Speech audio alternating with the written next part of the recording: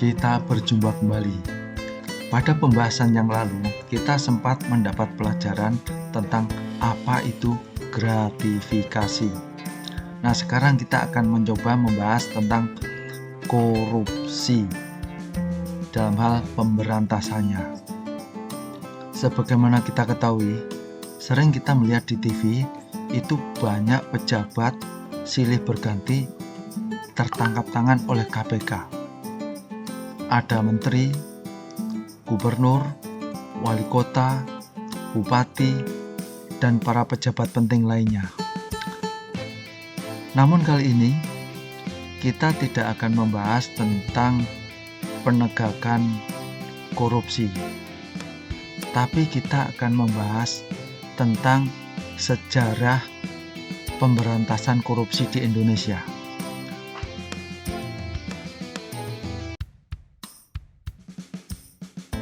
Ternyata sejak zaman Orde Lama itu sudah ada usaha untuk melakukan pemberantasan korupsi. Kemudian dilanjutkan dengan zaman Orde Baru. Kemudian dilanjutkan dengan Orde Reformasi. Nah, bagaimana dinamika tentang pemberantasan korupsi di Indonesia? Kita simak saja videonya.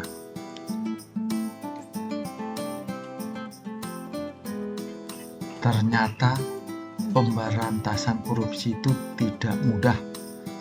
Perlu konsistensi yang tinggi, fokus, dan harus ada penegakan yang nyata untuk memberikan efek jera.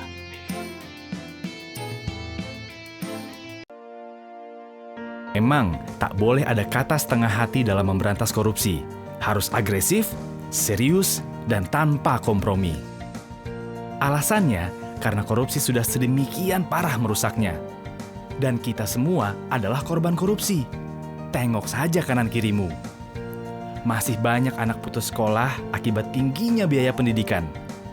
Masih berderet pula orang sakit yang harus mengelus dada tak mampu berobat karena mahalnya biaya kesehatan. Anak-anak dengan perut membusung karena malnutrisi, itu akibat korupsi. Ya, korupsi diyakini punya andil besar memperdalam jurang kesengsaraan rakyat. Di sektor sumber daya alam, kong kali kong pengusaha hitam dan pejabat korup makin memiskinkan bangsa ini. Kekayaan alam tergerus habis, meninggalkan kerusakan yang akhirnya harus ditanggung masyarakat. Sektor pangan tak luput dari jarahan para koruptor, membuat ketahanan pangan di negeri yang subur ini melemah. Petani tak berkutik karena tanah pertanian mereka dialihfungsikan menjadi perkebunan atau bahkan perumahan mewah. Sebenarnya usaha memberantas korupsi bukan barang baru. Tapi sayangnya badan-badan yang dibentuk silih berganti selalu gagal di tengah jalan. Waktu Orde Lama, pemerintah sudah pernah bikin lembaga anti korupsi juga loh. Nama lembaganya pun canggih, yaitu Panitia Retooling Aparatur Negara dan Komando Tertinggi Retooling Aparat Revolusi. Di zaman Orde Baru, ada tim pemberantasan korupsi, Komisi 4 yang dipimpin Bung Hatta, tokoh proklamator yang dikenal jujur dan berintegritas tinggi, dan juga operasi penertiban atau OPSTIP. Semua lembaga itu tak berumur panjang. Ada saja hambatan yang membuat badan-badan itu akhirnya KO di tengah jalan. Pemberantasan korupsi yang dilakukan dengan cara konvensional ternyata nggak ampuh dan mengalami banyak hambatan. Dari situ, dirasakan perlu metode penegakan hukum yang luar biasa lewat pembentukan lembaga khusus dengan kewenangan luas, independen, bebas dari kekuasaan manapun. Dari sinilah KPK lahir dengan mandat khusus untuk melakukan pemberantasan korupsi.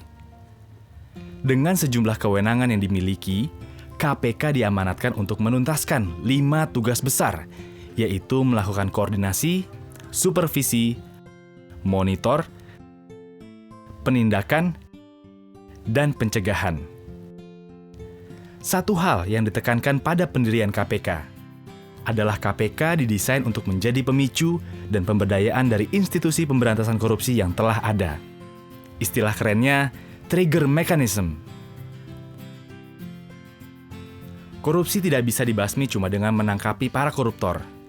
Oleh sebab itu, KPK juga menggarap serius usaha-usaha untuk mencegah korupsi selain upaya penindakan. Bekerja sama dengan banyak institusi, KPK coba mendorong tertutupnya segala lubang kesempatan korupsi.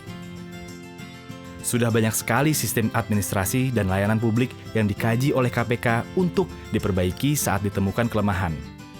Jika sistemnya sudah baik, maka dipercaya akan semakin sulitlah celah orang untuk berbuat korup. Kesempatan korupsi juga ditutup melalui transparansi para pejabat negara.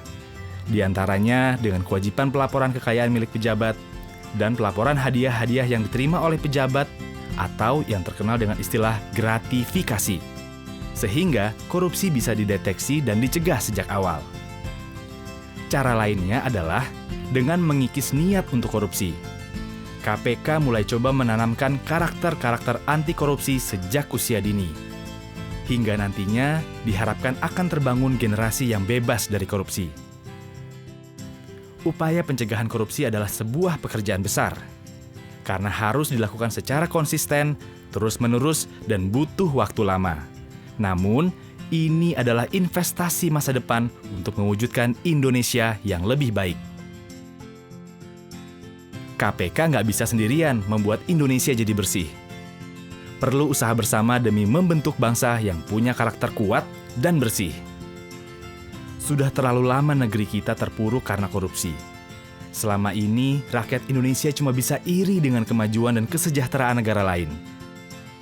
Kita tahu, Indonesia yang maju dan sejahtera cuma bisa diwujudkan kalau pemerintahan dan birokrasi bersih serta melayani. Tapi, masyarakat juga tak boleh membiarkan perilaku korup terjadi di sekitarnya. Dengan semangat anti korupsi dan kerja keras seluruh lapisan masyarakat bersama KPK, harapan itu masih ada.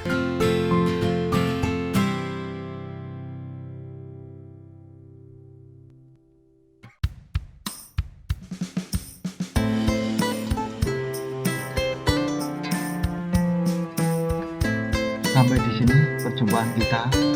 Kritik dan saran bisa Anda tuliskan di kolom komentar. Salam sukses.